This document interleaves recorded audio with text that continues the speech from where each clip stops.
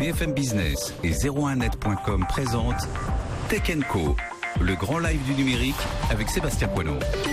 Et c'est le pitch, 21h tous les lundis soirs sur BFM Business. Deux start-upers viennent vous exposer leurs idées, leurs projets. Ils viennent surtout pitcher devant deux investisseurs, deux vrais investisseurs qui ont l'argent et qui généralement tous les jours comme ça écoutent des jeunes gens, j'allais dire des jeunes, plus ou moins jeunes d'ailleurs, des entrepreneurs, des associés, défendent leurs projets et ils investissent ou pas. Avec nous donc ce soir côté investisseur, donc Anne-Valérie Bach, associée de Serena Capital. Anne-Valérie, bonsoir, bienvenue. Bonsoir. Et à votre droite, donc à vos côtés, c'est Marc Rougier qui représente Elaya Partners, dont vous êtes également associé. Marc, bienvenue. Bonsoir. Merci de revenir nous voir. Vous êtes déjà venu notamment dans le pitch de Tech & Co. Et puis donc première entreprise ce soir à pitcher pendant 2 minutes, puis après on prendra un petit peu le temps jusqu'à 21h15 pour comprendre ce que vous faites. C'est Alexandre Bernard. Alexandre, bienvenue. Merci. Vous, ça s'appelle Domoskit. Vous allez tout nous expliquer dans une seconde. Donc vous aurez effectivement 120 secondes là pour pitcher tout seul, là comme ça. On vous laisse le temps. Et puis après, effectivement, et Marc et Anne-Valérie pourront vous questionner parfois. Je mets une petite douille aussi, une petite question. Vous verrez. Pour compléter tout ça. La seule condition pour pitcher, et vous la remplissez, enfin on va vérifier ça ensemble, Alexandre, mais c'est qu'il ne faut pas avoir levé plus d'1 million au total. Donc l'argent mis par les associés de départ, d'éventuelles subventions que vous auriez eues d'ici ou de là, et donc une éventuelle levée de fonds. Tout ça, c'est un plafond, je le rappelle tout le temps, pas un plancher, un plafond maximum 1 million d'euros. Alexandre, vous confirmez? Je confirme. Et pas connaître nos associés aussi, enfin nos investisseurs. Vous n'avez jamais pitché devant eux, non. Vous n'aurez pas demandé de l'argent? Non. Pas encore. Alexandre, c'est à vous. Donc Domoskit en 2 minutes, c'est parti. Bonsoir, merci de m'accueillir. Moi, je m'appelle Alexandre, je suis l'un des cofondateurs de Domoskit. Domoskit centralise l'ensemble des services liés au logement, abonnement internet, électricité, gaz et assurance habitation. Alors l'idée est partie d'un constat simple, on est 4 cofondateurs, à avoir déménagé plus de 25 fois, et à chaque fois c'était des galères. Aujourd'hui, on a envie d'arrêter ce type de galère. On s'est rendu compte que 6 millions de Français étaient dans la même situation. 6 millions de Français déménagent chaque année. Et 76% d'entre eux stressent à l'idée de réaliser leurs démarches administratives et contractuelles. Avec Domoskit, ces galères et ce stress, c'est fini. On leur permet d'avoir un seul interlocuteur pour gérer l'ensemble de leurs abonnements. Alors concrètement, comment ça marche ? Le particulier arrive sur domoskit.com, s'inscrit et sélectionne les offres et les fournisseurs dont il a besoin.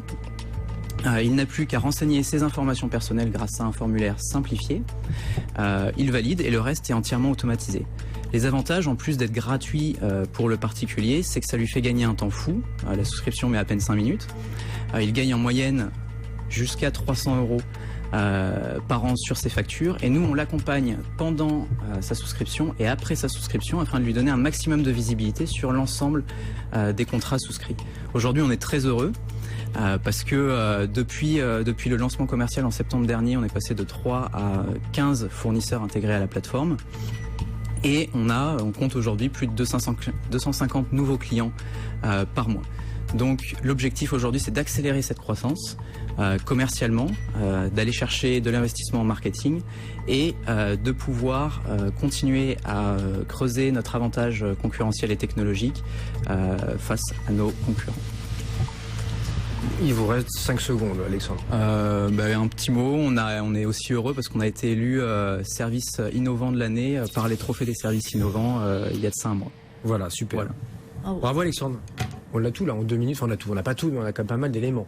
Il y a des choses d'ailleurs qui m'ont intéressé, mais bon, peut-être que les investisseurs vont gratter. Première question, Anne-Valérie, là sur Domoskit. Bon, déjà, vous avez compris, j'imagine, à quoi ça sert. Oui. Ce stress là du déménagement, il a raison. Enfin, je crois que ça stresse plus les Français que le divorce, le déménagement. C'est vraiment une prise de.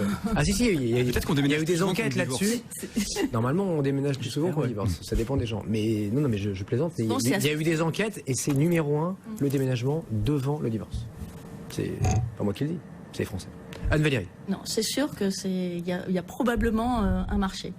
Moi, ma première question, c'est comment vous trouvez vos souscripteurs, vos clients, les gens qui viennent s'inscrire. Comment ils vous connaissent? Alors aujourd'hui, on a deux façons d'accéder au marché. La première, elle est indirecte. C'est celle qu'on a développée jusqu'à présent. C'est grâce à des partenaires prescripteurs. Aujourd'hui, on travaille avec plus de 130 partenaires prescripteurs. Ça va de la petite start-up en devenir comme nous et aux grands partenaires comme Apartager.com, qui est le leader européen de la colocation. Et donc, ils proposent notre service à ses clients. Nous, on leur apporte un service additionnel et ça nous permet de toucher toute leur clientèle. Ça, c'est la première chose. La deuxième chose, et c'est ce qu'on veut mettre en place avec de l'investissement, c'est l'acquisition directe, donc via les différents médias sociaux. Aujourd'hui, on a acquis tous nos clients de manière organique. Maintenant, il faut qu'on aille payer pour les toucher directement le consommateur. Donc voilà les deux stratégies d'acquisition. Marc, question pour Alexandre. Oui, d'abord, très belle présentation et je stresse de la même façon que tes clients, donc je comprends la proposition de valeur. Quand tu as 5 secondes de plus, ça peut être intéressant de parler de l'équipe parce que ça nous aurait plu. Oui, mais la question qui me brûle d'abord, c'est que tu as parlé, donc moi je comprends l'idée du confort, l'idée de dire on stresse tous quand on déménage et un one-stop shop, un endroit simple qui va faire le boulot pour nous, c'est bien, j'apprécie. Mais tu as ensuite jeté une deuxième proposition de valeur qui est de dire qu'on économise de l'argent. Alors, je voudrais que tu me parles du business model parce que cet argent, il vient d'où? Tu as déjà des intermédiaires qu'il faut que tu rétribues. Pour le client final, c'est pas payant. Et en bout de chaîne, tu dois avoir des fournisseurs de type gaz, électricité, etc. Et malgré tout, malgré ces intermédiaires que tu rajoutes, tu arrives à générer de la marge pour toi, il faut vivre, et de l'économie pour ton client. Donc pour moi, c'est un petit peu miraculeux. Il faudrait que tu expliques ça. Alors le business model, il est très simple. On est apporteur d'affaires pour les fournisseurs. On est rémunéré pour chaque contrat souscrit. Donc nous, en fait, on est rémunéré une certaine somme.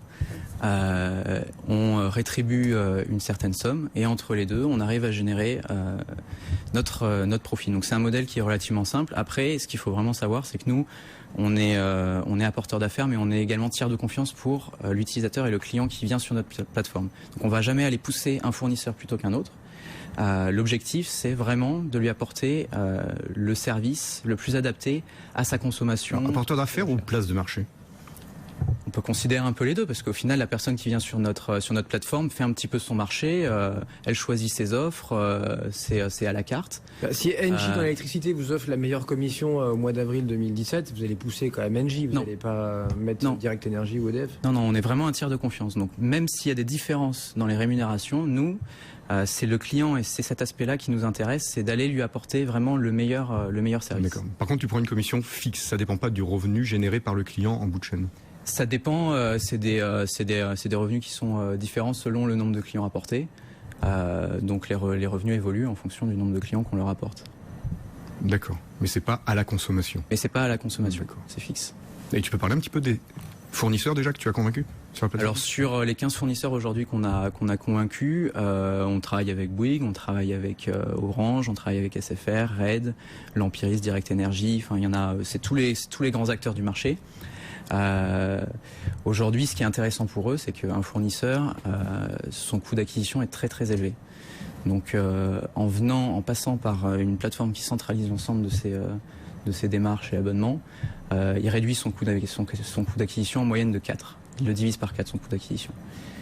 Donc voilà, pour eux, ils ont aussi tout à gagner à passer par nous, parce qu'au final, on ne leur vole pas leurs clients, mais on leur simplifie la vie et on est rémunéré de cette façon. Tu peux lâcher des chiffres, pardon? Non, allez-y. Donne un peu des chiffres sur le nombre de clients, sur le prix un petit peu pour qu'on arrive à rendre tout ça tangible sur le nombre de clients par fournisseur ou par... Ouais, où tu en es aujourd'hui, c'est quoi les projections pour qu'on arrive? Nous, aujourd'hui, on est à 250 nouveaux clients par mois.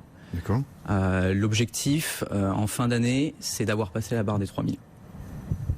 Voilà. Et un client, ça te rapporte, en moyenne? Ça, je peux pas le dire.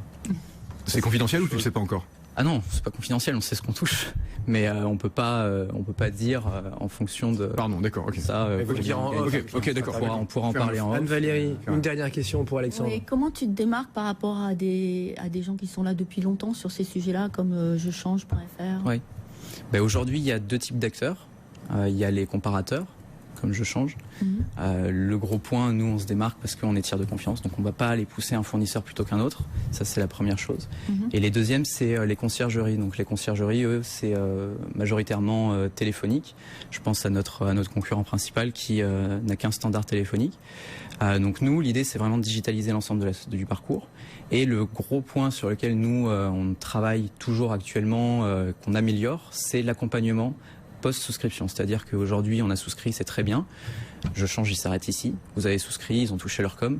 Nous, on les accompagne et on va continuer à vivre avec eux. Donc ça veut dire que la prochaine fois qu'ils vont déménager, ils vont repasser par nous parce que ça sera plus simple. Ce sera plus simple, ce sera moins cher. Et on leur a apporté d'autres services qu'ils auront appréciés. 6 millions de Français qui déménagent chaque année, ça me semble énorme, comme 10% là, tous les ans, non? Ça doit sembler énorme. 3 millions, il y a 3 millions de déménagements sur un foyer moyen de 2 personnes, ça fait... On y est, vous avez raison. Ça fait 6 Marc, ça fait un dixième de la population, ça fait 10 ans pour...